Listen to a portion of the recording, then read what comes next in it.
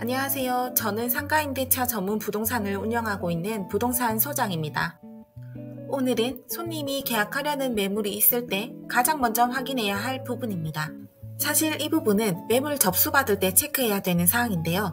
하지만 상가 같은 경우엔 가게 사장님, 즉 현재 임차인이 부동산의 매물을 먼저 접수하고 다음 임차인이 구해지면 그때 가서 임대인에게 나간다고 연락하는 경우가 많습니다.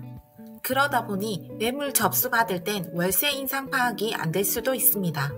저 같은 경우엔 매물 접수받을 때 임대인에게 나간다고 말했는지 월세 올린다고 들은 적이 있는지 등을 물어보지만 그 중에 반은 월세 인상 여부 파악이 안 된 채로 그냥 접수받습니다. 인상 가능성이 큰 매물이라면 손님 안내할 때 시세 대비 저렴하니 인상이 있을 수 있다는 점을 고지합니다.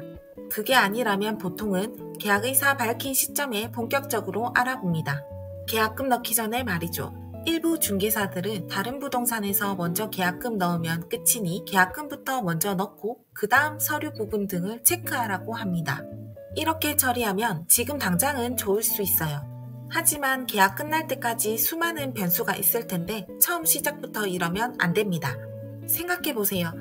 내가 개업하려고 사무실을 알아보던 중 마음에 드는 자리가 나왔어요. 계약금 넣고 기다리고 있는데 갑자기 전화가 와서 월세 10만원 올린답니다.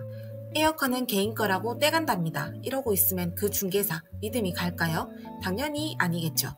어영부영 일처리에도 계약서 작성하면 중개보수를 받을 수 있으니 그나마 낫습니다. 하지만 만약 중간에 다른 이유로라도 계약이 깨진다면 손님은 바로 다른 부동산으로 갑니다. 다른 매물로 계약 성사시킬 수 있는 기회를 날려버리는 거죠. 중개업을 잠깐 하고 그만둘 거 아니라면 이렇게 일하면 안 됩니다. 다시 본론으로 돌아와서 계약하려는 곳이 현 임차인을 통해 매물 접수를 받았고 그곳에 손님이 계약하겠다는 의사를 정확하게 밝혔다면 현 임차인에게 부동산에서 연락이 갈 거다라고 임대인에게 전달해 달라고 하시고요. 웬만하면 임대인 연락처를 받아서 직접 통화하시는 것을 추천드립니다. 임대인과의 통화에서 월세 인상에 대한 언급이 있었다면 결국 그 월세에 맞출 수밖에 없기는 해요. 하지만 그대로 받아들이지 마시고 인상 이야기가 나오면 곧바로 협상 시도를 해보세요. 손님 조건의 최대 금액이다. 갑자기 이렇게 올리면 당황할 거다. 현 임차인 사장님이 빨리 나가고 싶어 하는데 사정 좀 봐주십시오 등등. 이렇게 해도 설득이 안 되면 인상 금액의 반 정도로 깎아서 이야기해보고 그래도 안 되면 마지막으로 렌탈 프리 기간이라도 달라고 협상해보세요. 그리고 이렇게 시도한 것들을 계약하려는 손님에게 바로 이야기합니다. 임대인이 월세 올리려 했는데 내가 막았다. 월세 10만원 인상하려는 거 겨우 설득해서 5만원만 올렸다. 월세 10만원 올리는 대신 렌탈 프리 기간 한 달 받았다. 이렇게요. 손님을 위해 열심히 일했다는 티를 내야 손님도 알아봐주고 보수도 안 깎습니다.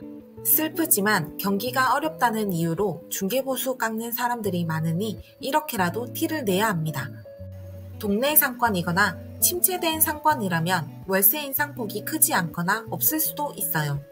하지만 핫플이라 불리는 뜨고 있는 상권에서는 인상폭이 굉장히 클 수 있습니다.